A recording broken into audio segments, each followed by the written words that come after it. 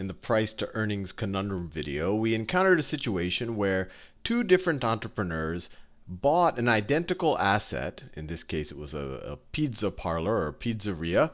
But they each financed it in a different way. This guy was a little bit more conservative. He paid for it outright. So the entire asset was his equity. He had no debt. While this guy, he borrowed some money and he even had some non-operating assets. So he levered up. For every dollar he put in, he borrowed $10 from the bank in order to buy more asset than he actually brought to the table. And we saw that when you did their financial statements, their revenue, cost of goods, everything up to the operating profit line was the same.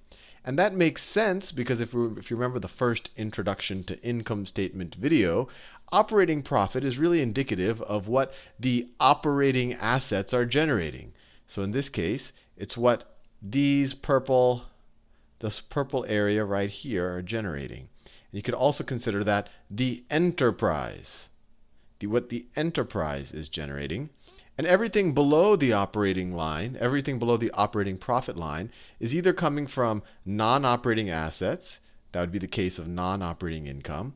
And the entrepreneur on the right had some of that. He had some of this non-operating income, $2,000 per year in that case, while this guy didn't have any. And then you have expenses associated with interest, right? In this case, this entrepreneur had 5% of $100,000, so $5,000 a year. And then when you have these differences in capital structure, it changes what your net income is. And they had slightly different net income numbers. But what we saw is when we applied the same price to earnings ratio, and they had the share counts. I didn't change too many variables here. I just really changed how they paid for the asset. But when you applied the same price to earnings ratio to both earning streams, to both companies, you got something that was reasonably unintuitive. And there's no trick here, really, because it's not crazy to assign the same price to earnings ratio. And if you try it out, if you grow this guy's revenue a little bit, if you actually grow both of their revenues by the same amount, or both of their gross profits by the same amount, or if you grow both of their operating profits by the same amount, you're actually going to see that this guy's earnings per share is growing faster. So given that, someone might say, oh, because of a leverage, maybe I'm willing to pay even a higher multiple. So it's not crazy to pay the same multiple for both of these guys. But what we saw at the end of the last video is when you apply, let's say, a 10 multiple, or really any multiple to both of these earning streams, you get a situation that at first doesn't look crazy. Okay, the market cap of this guy is $210,000 if you apply a 10 multiple to their earning stream, while the market cap of this guy is $189,000 if you apply a 10 multiple to their earning stream, right? 10 times 18.9 thousand is $189,000. 10 times 21,000 is $210,000. But what was the conundrum, what really got us thinking was, how can this equity stream right here, or this equity or this earning stream be worth 210 and this one be worth 189 when this guy only put 10,000 in initially and this guy put in 100,000. He put it 10 times as much. And if you wanted to value, so when you're paying 210,000 for this asset, for this equity, you're essentially saying that this asset is worth 210,000. But if you're saying that this equity is worth 189,000, right? That's what the market cap is. It's the value of the equity. Then you're implicitly saying that this asset, that all of these assets are worth the value of this market capitalization plus this debt, right? So that's 289,000. And then if you wanted the value of this operating asset, you would subtract out this much right here, the cash. So you got something like 279,000. So when you apply the same price to earnings to these similar businesses, you actually got a situation where you're overpaying for this asset relative to this one, even though they're identical. So that left us with the question is, what do we do? What can we use other than a price to earnings ratio? And that's what this video is for. So the short answer is, one, you do have to use something different. Price to earnings ratio is a good quick way of comparing two companies relative to their growth or relative to an industry, but it does lose a lot of information relative to how the companies are capitalized. And you saw in the last video that how you're capitalized. When I say capitalized, I mean how do you pay for your assets? If you have a lot of debt versus a lot of equity, what actually happens on the earnings line is very, very different. And so you lose all of that information. And so if you want to capture that information, when you look at the price of a stock, you have to figure out what you're actually paying for the enterprise of the company, the enterprise value of the company. So when I talk about the enterprise or the enterprise value, I'm talking about the operating assets. If it's a, it gets a little bit more complicated if you're talking about a financial company like a bank or an insurance company. But if we're talking about a widget factory, the enterprise is essentially the assets, the asset value, the enterprise value is the asset value of the assets that allow the company to do business. So whatever factories, well, in this case it's a pizzeria, so the ovens, the building, the actual places, the places where people actually eat their food, and even the cash that's necessary to operate the business. It's not, the enterprise value shouldn't incorporate the cash that's surplus, that's not necessary to operate the business. So that begs the question, how do you calculate the enterprise value?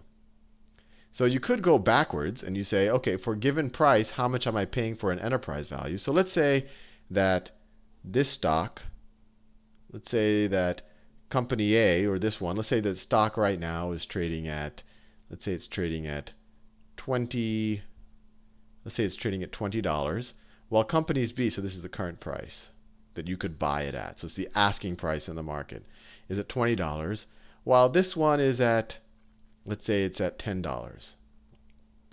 It's at $10. So at first glance, you might just do a quick price to earnings ratio, and you'll say, okay, for $20, I'm getting what, $2.10 earnings per year, assuming it's not growing or something. So my price to earnings is approximately, I don't know, I don't have my calculator in front of me, but 220 divided by $2.10, it's going to be 9 point something something, right?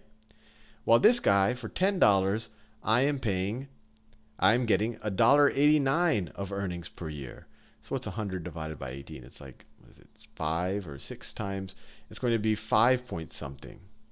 6 times 18 is 60 plus 50. Yeah, it's going to be 5 point something something. So when you superficially just look at this, you're going to say, wow, this is a cheaper price to earnings ratio. Maybe I should buy that.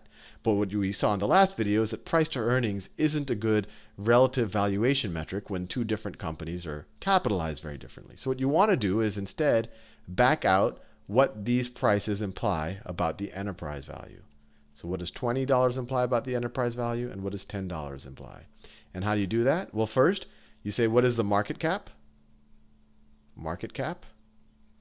So you take the price times the number of shares. If you remember, we had 10,000 shares. So in this case, 20 times 10,000 shares implies a $200,000 market cap. In this case, we have $10 times 10,000 shares, so it implies a $100,000 market cap. Now, remember, the market cap is just what's left over. So if let me redraw those two diagrams because I feel like so for this entrepreneur, you have the assets and all of the and there's no debt. So the assets are kind of completely represented by the equity. So if the market cap is $200,000, you're essentially saying that these assets, these operating assets, are worth $200,000. So in this case, when at a price of $20, we know that the enterprise value, the market enterprise value, so what the market is saying the enterprise is worth, the operating assets are worth, is $200,000. Now in this case, remember, the market is saying that the equity is worth $100,000. Let me draw that. The market is saying that the equity is worth $100,000. But of course, this company has a lot of debt. It has another $100,000 of debt. Actually, let me draw this a little bit different. Let me see how much I can erase. No, I can't erase it like that. Let me erase this thing. All right. So in this situation, the market is saying that its market cap is $100,000. So just to be proportional, let me draw it like that. Nope, I didn't want to use that one. This is $100,000. This is the equity, or the market capitalization, or the market value of the equity. That's what the market cap is, and that's just the price times the number of shares. And then it has debt.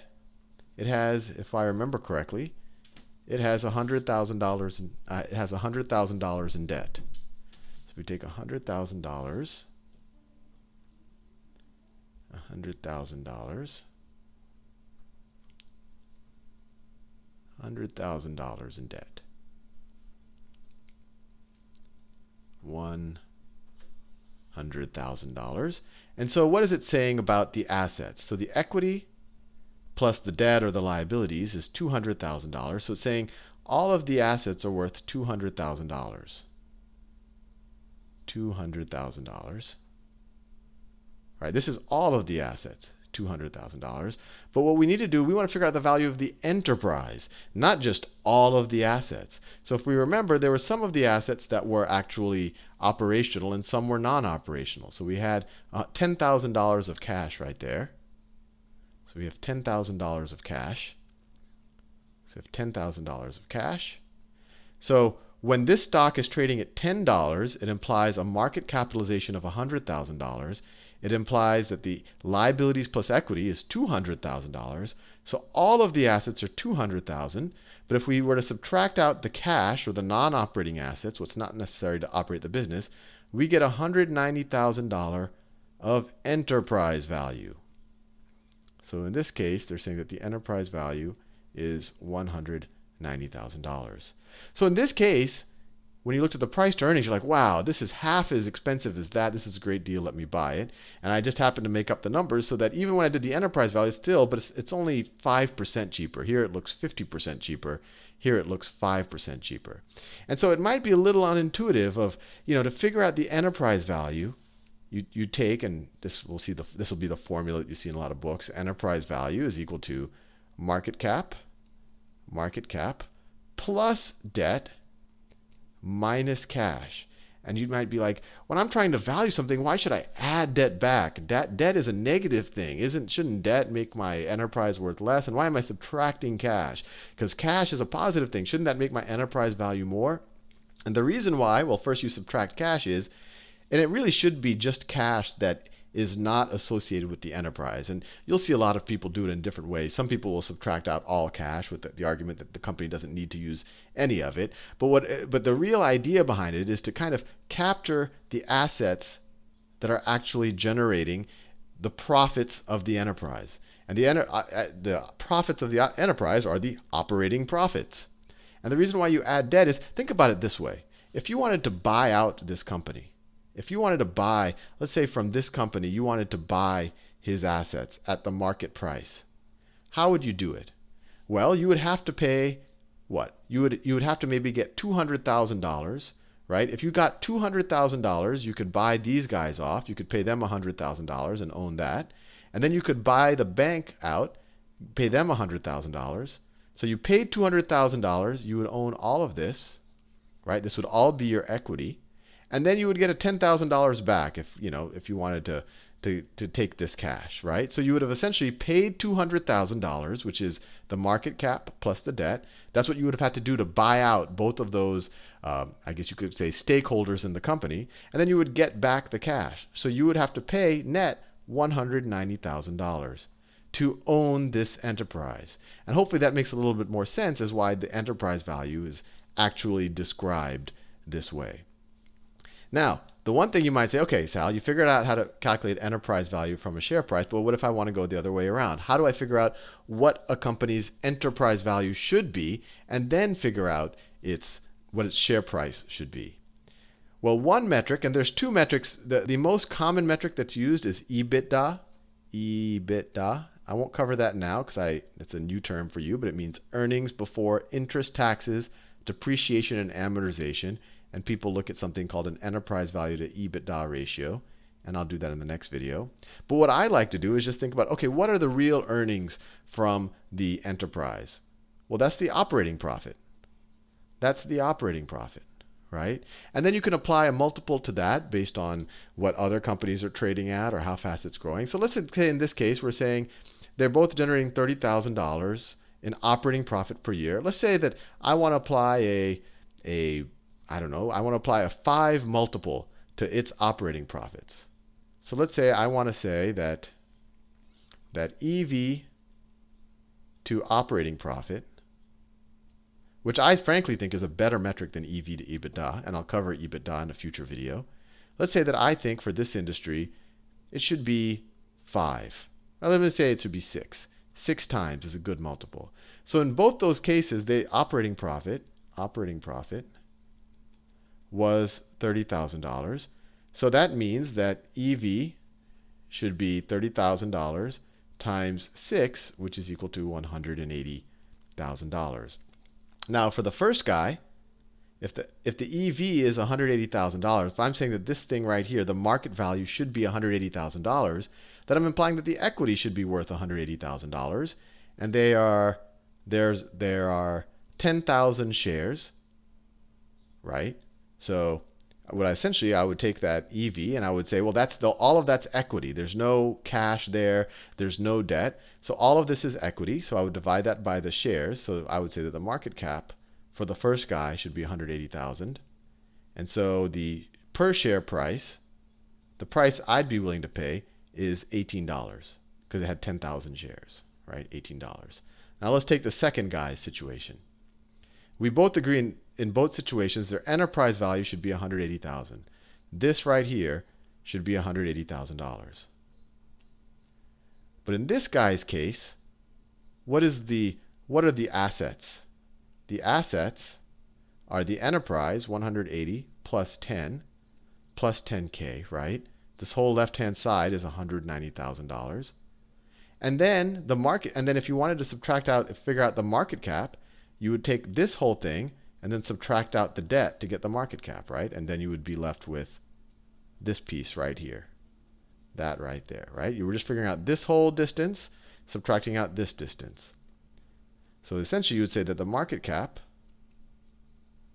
is equal to the enterprise value plus the cash minus the debt. And it's good to draw those balance sheets if you ever get confused. Minus the debt. So the market cap is equal to 190 minus 100K is equal to 90K. And so if you divide that by 10,000 shares, you'd say that I'm willing to pay $9 per share. So if you believe that the enterprise value of these pizzerias are identical and that they're both worth $180,000, you should be willing to pay $18 for company A, and if you're completely equivalent to it, you should pay $9 for company B. And now, if you're a little bit more aggressive, you might like the leverage, might like how company B is growing, etc. Maybe you like to pay a premium for that leverage, or maybe you wouldn't because it also increases your risk because you get leverage on the upside or on the downside. But anyway, I wanted to introduce you to enterprise value. In the next video, I'll introduce you to EBITDA.